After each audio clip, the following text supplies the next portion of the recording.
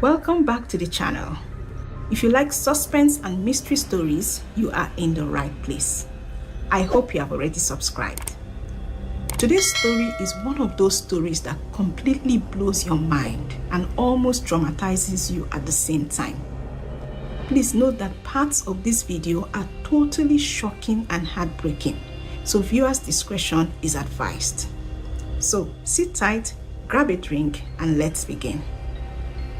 On December 20th, 2022, in a quiet Nigerian city, a seemingly ordinary family faced an extraordinary revelation. This revelation would completely change their lives forever. What started as an ordinary day uncovered secrets that were so shocking that it destroyed this beautiful family. Let's uncover what really happened. This is the story of Pastor James Obinna and his family. James Obinna was born in the bustling city of Enugu, nestled in the heart of southeastern Nigeria. His early years were shaped by humble beginnings.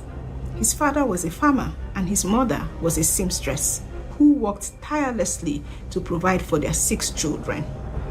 Even as a boy, James had a natural charisma that made him stand out amongst his friends, and people often remarked on his bright smile and the way he carried himself with an air of quiet authority. Even when he was just a child, he was different, but he was shy and a little bit reserved. James's journey into ministry began in his teenage years. At 17, during a small youth vigil, he stood up to deliver a prayer, and the entire congregation fell silent. His voice was deep and commanding, and it seemed to reach not just their ears, but their hearts. It was at that moment that his calling became clear. He threw himself into ministry, even as he navigated school, because his parents insisted that he must go to school. By the time he was in his 20s, James had already established himself as a rising star in the Pentecostal community. He attended a seminary in Lagos where he not only sharpened his preaching skills, but also met the love of his life, Mercy. Mercy was everything James wasn't. She was playful, spontaneous, and very bold. She was the daughter of a retired civil servant and had grown up in a relative comfort, unlike James. They met at a campus fellowship where James was invited to preach. Mercy was intrigued by his intensity and teased him after the service, saying, "For someone so serious, you sure don't smile much." James laughed, a rare sound in those days, and he replied, "Maybe I'm just waiting for someone to give me a reason to smile." Aww, so romantic. Well, that someone turned out to be Mercy. They courted. Their courtship was slow and steady. They were two opposites, but James's disciplined nature balanced Mercy's free spirit. After 1 year of courtship, they got married in a modest ceremony attended by friends and family. And over the years, Mercy evolved into the perfect pastor's wife. She was soft-spoken yet firm and loved by the church community for her kindness and wisdom. The Obinna home was a lively place. James and Mercy had 4 children. David, the eldest, was 14 and shared his father's serious demeanor. Amaka, the only daughter, was 12, a bundle of energy with a talent for singing. The twins, Nonso and Ebuka, were 8 and inseparable, often found plotting mischievous pranks together. Their home was a 2-story house tucked into a quiet neighborhood in Lagos. It wasn't overly luxurious, but it radiated warmth. The walls were adorned with family photos, James and Mercy on their wedding day, the kids in matching outfits during Christmas, and group shots of their church community. Every evening, the Obinnas gathered around their large dining table for dinner. James would lead the family in prayer, and his voice, steady and filled with gratitude. Mercy would serve the meals with a smile, and the children would chatter about their day at school. These dinners were sacred, a time for the family to bond and reconnect. As you can see, From the outside, the Obinas were the picture of a happy family. James was a respected man of God. Mercy was a devoted wife, and the family and the children well behaved and full of promise. But all this was about to change. Now, because James was now the head pastor of one of Lagos' fastest growing Pentecostal churches, he was under constant pressure.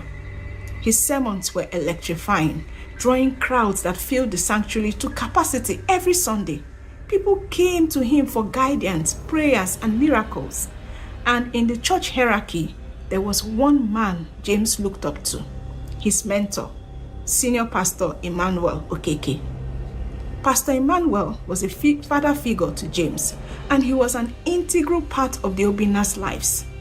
Emmanuel had been the one to ordain James and the one who encouraged him to start his ministry in Lagos. Emmanuel was frequently at their home, sharing meals, offering advice, and laughing with the children, who fondly called him Uncle Emmanuel. Mercy had always been polite to Pastor Emmanuel, but there were times when James noticed her eyes linger on him just a little too long. He didn't think much of it. He just thought it was godly admiration. After all, Pastor Emmanuel was a charismatic man, larger than life, and everyone admired him. James never imagined there could be anything more to it. The Obinas family's life seemed flawless. Mercy often said, "God has blessed us beyond measure." And James would nod, agreeing wholeheartedly. But appearances can be deceiving, and the cracks beneath the surface were about to widen into a deep, unbelievable hole. It was the first week of December that year, a time when the air in Lagos buzzed with the anticipation of Christmas. In the Obina household, the festive spirit was intense. This particular day was a Monday, but that Monday turned their holiday joy into a nightmare. David, the son of Pastor James, had taken his bike out for a ride, and despite repeated warnings from his parents, he ventured into the road. I guess he was feeling adventurous. Unfortunately, he hadn't seen a speeding car just coming round the corner until it was too late. He was hit by the car, and by the time he was rushed to the hospital, he was barely conscious, his face pale from blood loss. James and Mercy were called, and they arrived in a frenzy, their hearts pounding as they raced through the hospital corridors. They saw David. He just lay there, motionless on the bed, an oxygen mask strapped to his face, his clothes soaked with blood. "Doctor, please save my son," James's voice cracked with desperation. The doctor, a middle-aged man with kind eyes, met them with urgency, and he just said, "Pastor, your son needs a transfusion immediately. Do either of you know your blood type? Are you a match?" James stepped forward without hesitation. "I am O positive." Mercy, clutching her purse tightly, added, "I'm AB." The doctor nodded and motioned for the nurse to prepare them for a blood test. Minutes later, he returned, his face looking worried. "Pastor, I'm not sure how to put this," the doctor hesitated, glancing between them. "Doctor, what's wrong?" James asked, his voice shaky. The doctor cleared his throat. "Your son's blood type is A positive," he said slowly. He hesitated as though weighing how to continue. "Based on your blood types, Pastor, you cannot be his biological father." James's mouth fell open. The room seemed to tilt, the words echoing in his ears. "Excuse me," he stammered, shaking his head. "That's not possible. There must be some mistake. Run the test again." Mercy, standing frozen beside him, seemed to shrink. Her face was pale, her hands trembling as she clutched her scarf. The doctor sighed. "We've double-checked. The science is definitive. Mercy is the boy's biological mother, but you are not his biological father." When I think about it, I think it was a little insensitive of the doctor to blurt it out like that. But anyway, James staggered back a step, his world suddenly spinning out of control. Mercy's lips moved as though she wanted to speak, but no words came out. She couldn't even meet his eyes. From that moment, James said nothing, not even a word. He ensured that the blood was collected from Mercy to be transferred to David, who he now knows is not his son, and then they both drove home. The drive home was suffocating. James sat rigid in the driver's seat, his knuckles white as he gripped the steering wheel. Mercy sat quietly beside him, her hands folded tightly in her lap. When they pulled into the driveway, James finally spoke, his voice like ice. "We will talk about this later," he said without looking at her. Mercy nodded silently, her head bowed. That night, James didn't sleep. He couldn't. He sat in his study, the weight of the doctor's words pressing down on him. Memories of David's childhood flashed through his mind. His first steps, his infectious laugh, the time he fell and scraped his knee and was crying, "Daddy!" But he was not David's father. By the time the sun rose, James had made up his mind. He needed the truth, not just about David, but about his entire family. That morning, he carefully gathered toothbrushes and hair strands for the rest of his children. He placed everything into a sealed bag, and by noon, he was at the private lab, handing the samples to the technician. "I need DNA tests for all of these," he said, his voice tight. The technician told him the results would be ready in a few days, and David agreed. He left the lab with a heavy heart, knowing the answers he sought could shatter his world forever. But he wanted to know. He had to know. 3 days later, James sat alone in his study, the envelope from the lab trembling in his hands. He had quickly sent the 4 children to his mother's house when he got the envelope, because he didn't want them to witness the argument with their mother. Mercy had tried to speak to him several times over the past few days, but he had barely acknowledged her. But now he had the envelope. He was eager to know the whole truth. With a deep breath, he tore open the envelope and unfolded the paper. His eyes scanned the words quickly, then stopped. David was Mercy's biological son. So were the other 3 children. But not one of them was James's biological child. The paper fell from his hands, fluttering to the floor.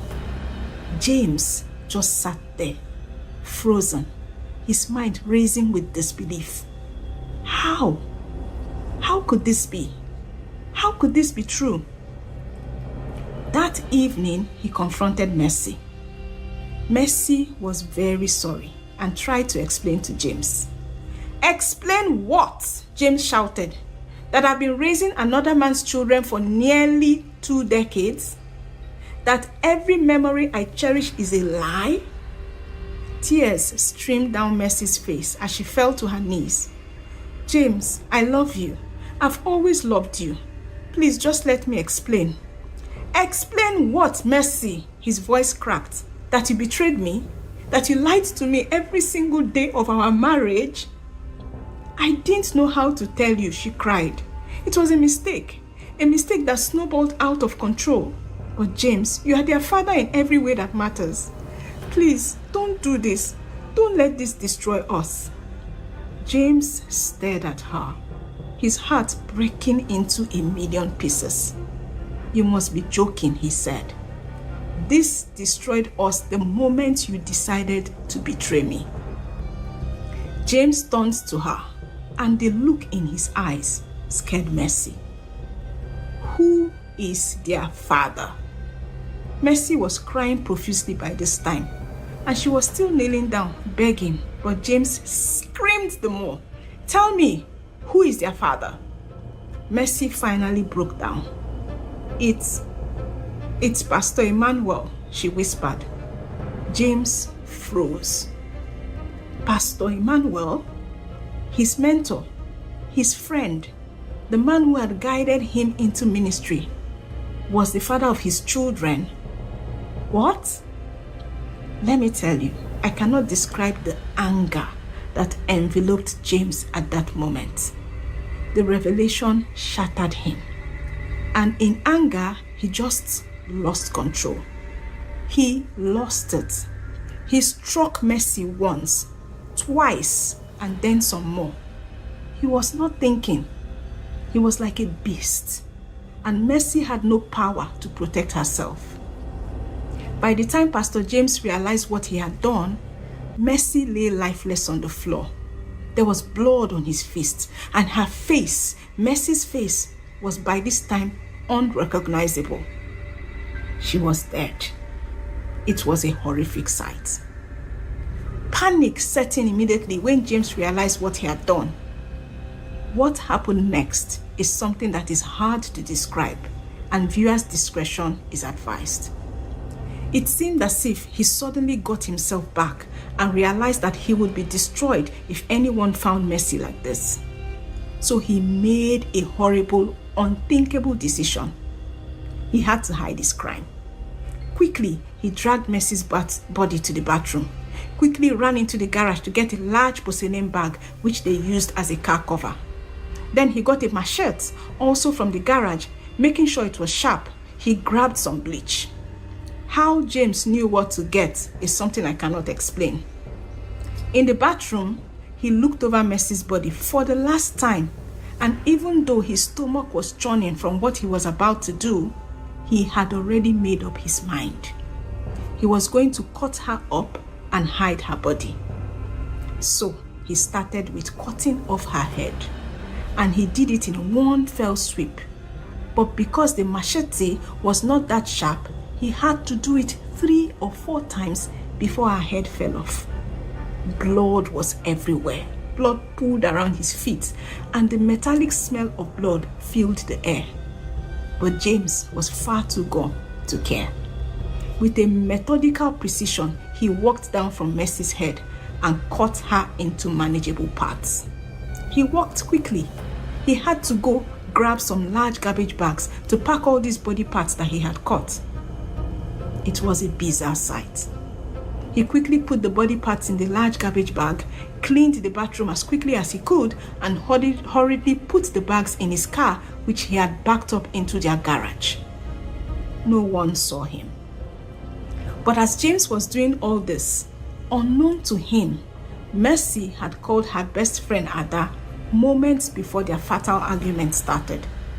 Ada was at work, but she headed to Mercy's house immediately after work because Mercy sounded really distressed on the call. But when Ada arrived at the house, it was quiet. There was nobody there. And strangely, the door was unlocked. It seemed as if James had forgot to lock the door when he was hurrying to complete his evil plan. As Ada stepped into the house, the smell of bleach hit her nostrils. She called out, "Mercy, Mercy, are you here?" No one answered. So she hesitantly entered the house, still calling out for Mercy. Suddenly, she noticed a trail of bloodstains on the floor from the bathroom to the garage. And when she entered the garage, she saw a large stain of blood, obviously from the bags where James had put them before loading them into the car. Ada ran out immediately and called the police. Meanwhile, James was already driving to confront Pastor Emmanuel. It was like he was demon-possessed. His mind replayed every moment of their friendship, every sermon they had preached together, every meal they had shared together. It all felt like a cruel joke. James arrived at Pastor Emmanuel's house with a kitchen knife hidden under his jacket. He rang the bell, and Pastor Emmanuel peeped through, saw him, and then opened the door, his face lighting up in surprise. "James, what a surprise. Come in," he said warmly, but hesitantly. It's not clear whether Mercy had already told him what was happening in her home, but it is obvious that probably Mercy did not tell him that James knew he was the father of their children, since at this time she was already dead. James stepped inside, and he casually asked Pastor Emmanuel if he was alone. Pastor Emmanuel admitted that he was alone. And that was when James pulled out his hand, gripping the knife, and shouted, "You betrayed me. You fathered my children and destroyed my marriage." Pastor Emmanuel raised his hands. "James, listen to me. It's not what you think. Please, let me explain. Explain what? James spat, taking another step closer. His grip tightened on the knife as his breath came in shallow bursts. How do you explain stealing my life, my family? The room seemed to shrink as the two men stared at each other, the air charged with a suffocating tension.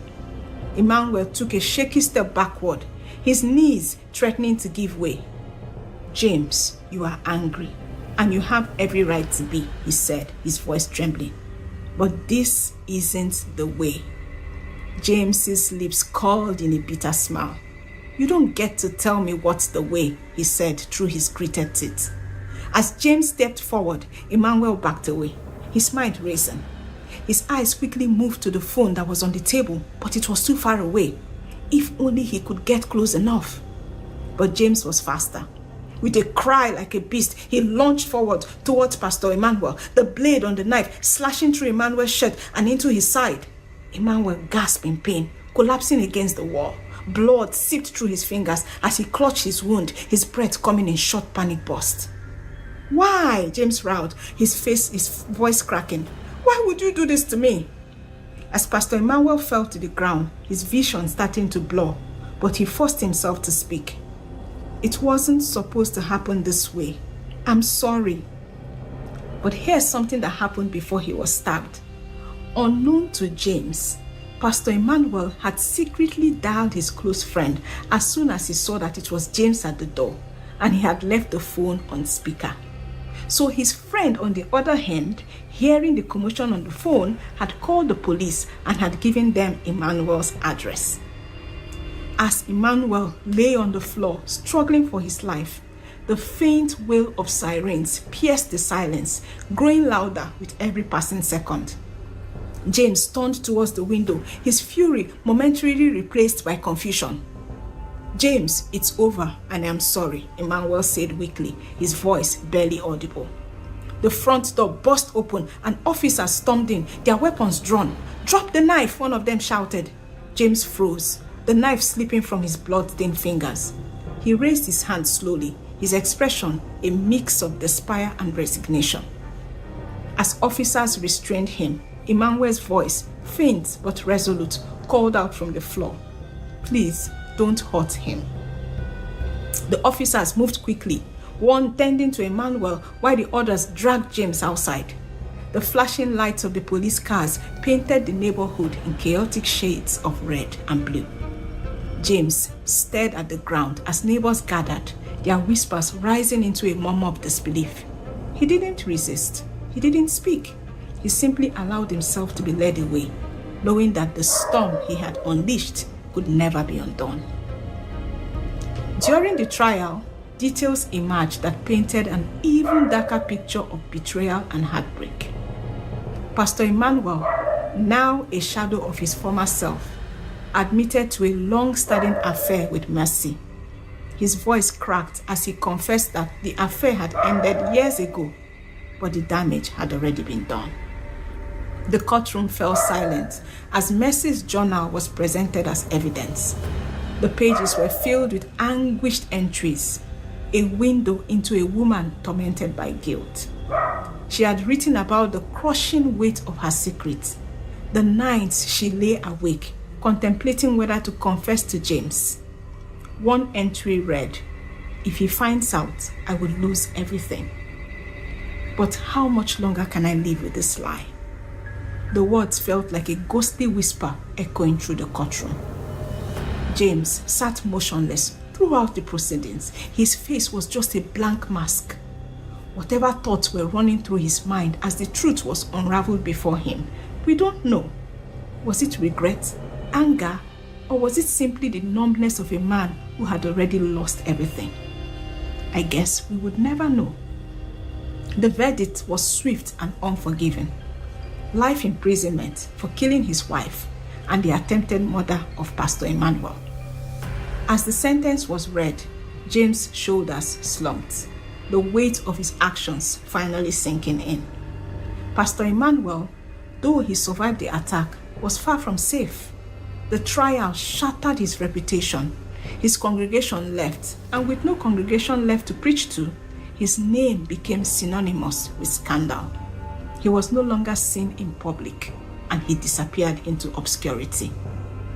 The children, caught in the crossfire of this tragic saga, were taken in by Mercy's relatives.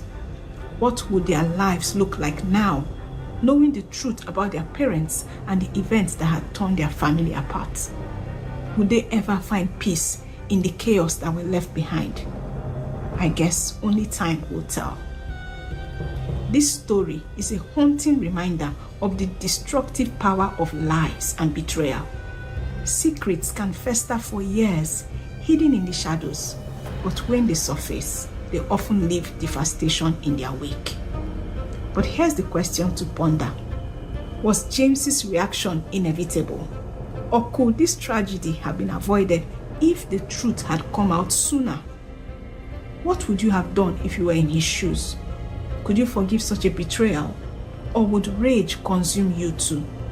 Let us know in the comments below. And remember to like, subscribe and share this story, because somewhere out there, somebody may need to hear it. Thank you and